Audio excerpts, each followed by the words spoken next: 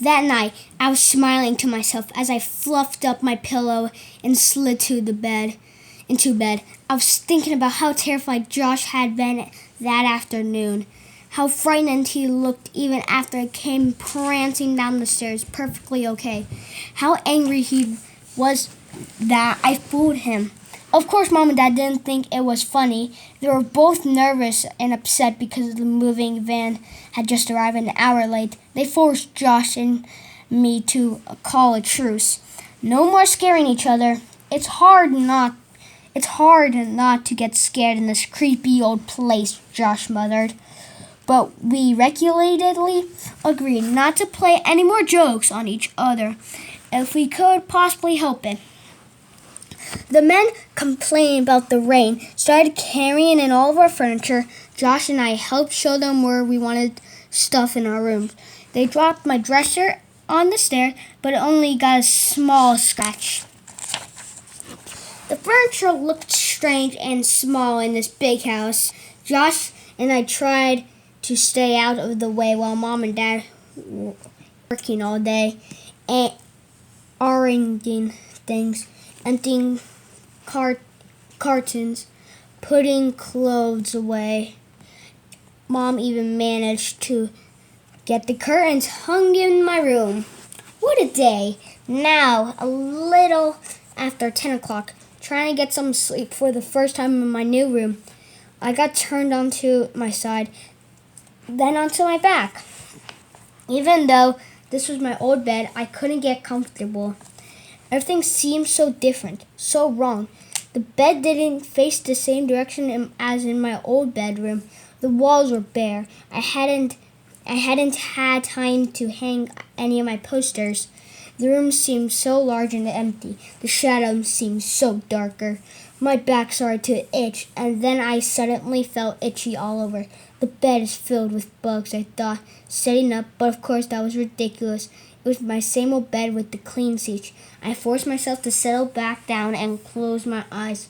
Sometimes when I couldn't get to sleep, I count silently by twos, picturing each number in my mind as I think. It usually helps to clear my mind so that I could drift off to sleep. So I tried it out, burying my face in the pillow, picturing the numbers rolling past. 4, 6, 8. I yawned loudly, still wide awake, at 2:20. I'm going to be awake forever, I thought. I'm never going to be able to get sleep in this new room. But then I must have drifted off without realizing it. I don't know how long I slept, or 2 at the most. It was light, uncomfortable sleep. Then something woke me up. I sat straight up, startled, desperate the heat of the room. It felt cold all over. Looking down to the end of the bed, I saw that I had kicked off the sheet of the light blanket with a groan. I reached down for them, but then froze. I heard whispers. Someone was whispering across the room. Who was there? My voice was a whisper, too tiny and frightened. I grabbed my covers and pulled them up to my chin. I heard more whispers.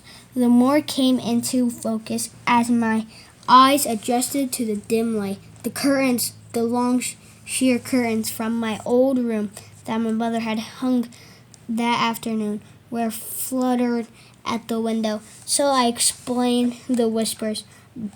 The billowing curtains must have woken me up. So soft, gray light floated in from inside. The curtains cast moving shadows onto the foot of my bed. Yawning, I stretched and climbed out of the bed. I felt chilled all over as I crept across the wooden floor to close the window. As I come near the curtains, stopped billowing and floated back into place. I pushed them aside and reached out to close the window. Oh! I uttered a soft cry when I realized that the windows was closed. But how could the curtains flutter like that with the window closed? I stood there for a while, staring out the grays of the night. There wasn't much of a draft. The window seemed pretty airtight. Had I imagined the curtains billowing? Were my eyes playing tricks on me? I hurried back through the strange shadows to my bed and pulled up the covers as high as they could. Amanda, stop scaring yourself, I scolded. When I fell back to sleep a few minutes later, I had the ugliest, most terrifying dream. I dreamed my mom and dad I dreamed that we were all dead. Mom, Dad, Josh, and me. At first, I was sitting around the dinner table in the new dining room. The room was very bright, so bright I couldn't see our faces very well. They were just a bright white blur. But then, slowly, everything came into focus, and I could see that beneath our hair, we had no faces. Our skin was gone, and we only had gray-green skulls were left. Bits of flesh clung on my bony cheeks. There were only deep black sockets where my eyes had been. The four of us, all dead, sat eating in silence. Our dinner plates, I saw, were filled with small bones. A big platter in the center of the table was piled high with gray-green bones, human-looking bones. And then, in this dream, our disgusting meal was interrupted by a loud knocking on the door and an insisted pounding that grew louder and louder. It was Kathy, my friend from back home. I could see her at her front door, pounding on with both fists. I wanted to go answer the door.